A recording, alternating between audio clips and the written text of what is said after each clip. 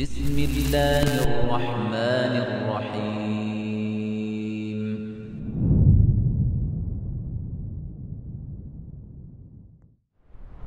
Ya bani Adam, khudhu zinatakum inda kulli masjidin.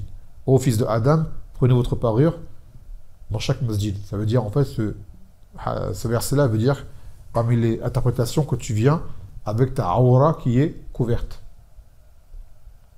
Ta aura, elle est couverte. C'est ça que ça veut dire. C'est pas forcément avoir des beaux vêtements en soi. C'est de venir d'une façon présentable auprès d'Allah avec ta aura, partie intime, qui est couverte.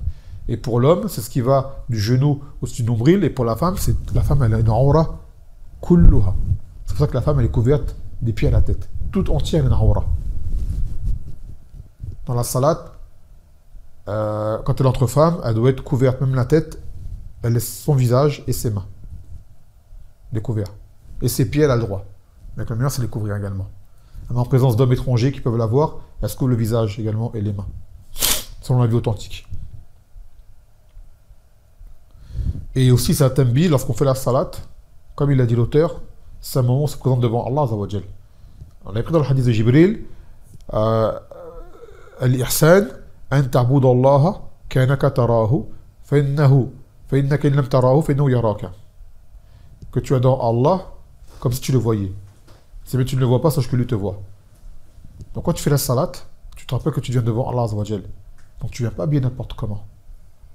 C'est un minimum de respect. Demain, subhanallah, tu as un rendez-vous pour aller à un travail, quelque chose, tu vas bien t'habiller. Tu as un rendez-vous, même dans le haram, pour aller faire un truc spécial, tu vas bien t'habiller. En conséquence, les koufars, quand ils vont sortir, ils ne s'habillent pas n'importe comment. Même avant, je me rappelle, quand vous voulez faire des choses qui n'étaient pas correctes pour sortir le soir, il y avait écrit « tenue correcte exigée ». Tu ne venais pas habillé comme je ne sais quoi. Même dans le haram, on te dit « tu ne viens pas habillé n'importe comment ».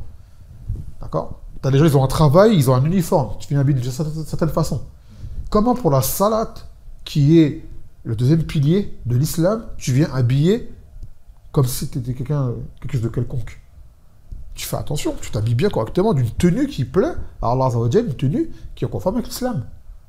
D'accord? Donc tout ce qui est pantalon tout serré, ça c'est à oublier. Déjà le pantalon, il est serré, ta aura, elle apparaît. C'est des choses qui peuvent annuler ta salat. Surtout les pantalons de nouvelle génération, là, ils sont tout serrés, là. On dirait des collants comme on portait nous avant. Tu vois? Ça, c'est pas bon dans la salat.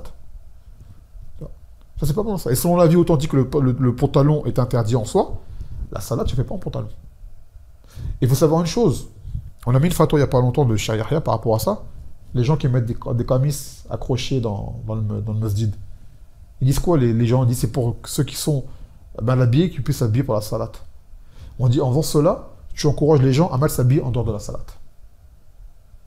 Donc tu penses bien faire, mais en réalité, en faisant ça, comme tu dis, reste comme tel, mais quand tu as ça, tu dis, t'as un camis si tu veux t'habiller. On dit non, depuis le début, tu viens habiller correctement au masjid. Et sache une chose, si tu te changes pour la salat, c'est que tu n'es pas habillé de façon shari'i. Parce qu'un vêtement shari'i de base, de tous les jours, tu fais salat dedans. Tu n'as pas besoin de te changer, à part s'il y a des taches, s'il y a une odeur ou autre. Cependant, le vêtement que tu as sur toi tous les jours, dans ta vie de tous les jours, s'il est shari'i, normalement, tu fais salat dedans. Tu n'as pas à te changer. Donc si tu te changes, c'est que tu n'es pas habillé correctement de base. Ça, il faut bien se mettre ça en tête comme des ulama dit. Si tu te changes, c'est que tu n'es pas habillé correctement de base, c'est que ton vêtement n'est pas shari. Tu vois. Mais après, il y a des cas où, oui, par exemple, je sais pas, moi, tu as fait travail, tu as fait quelque chose, tu t'as transpiré, tu veux te changer pour avoir... Oui, non. Mais c'est pas le vêtement en soi, c'est toi, en fait. Tu vois. Tu as une situation, il faut que tu sois de meilleure posture devant Allah, Azza wa Jal. Et c'est pareil pour la femme. D'accord, les femmes qui viennent à la salat, elles ne pas avec maquillée, je ne sais quoi. À la base, la femme, pourquoi elle est maquillée, la sœur qui sort de chez elle? Pourquoi elle est maquillée? Déjà, à la base, elle doit se couvrir le visage. Allez, selon la vie où le visage peut être permis d'être découvert, pourquoi elle est maquillée? Pour plaire à qui? Ce maquillage-là, elle lui est permis pour son époux, s'il y a une occasion avec des femmes, il y a un mariage ou quoi. Sinon, autour de ça, elle sort de chez elle, elle n'est pas maquillée. Ni maquillée, ni parfumée, et ainsi de suite. Car s'embellir, ça veut être à quoi? Attirer les regards. Alors qu'à la base, justement, on doit baisser le regard, ne pas regarder les femmes et ne pas... Elle fait en sorte qu'elle ne soit pas attirante. Il a dit, le Nabi sallallahu alayhi wa sallam, il dit, kharajat al-mar'a, stashrafaha shaytan. Lorsque la femme sort, shaytan l'embille aux yeux des hommes pour que les hommes la regardent. Donc une femme doit faire les causes pour être le plus discrète possible. Elle ne sort pas embellie. Et celle qui sort parfumée, il a dit, le Nabi sallallahu alayhi wa sallam, fania zaniya, celle qui sort parfumée et qu'on sent son parfum, c'est une fornicatrice.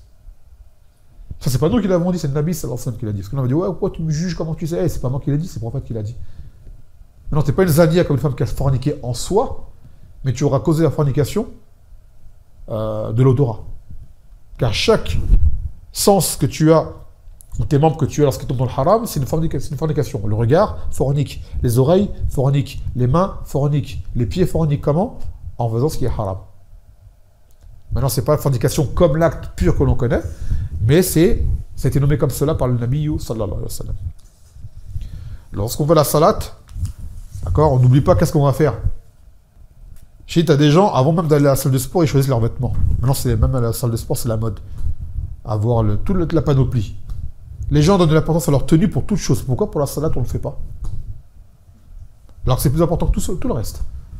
Mais on ne le fait pas, malheureusement.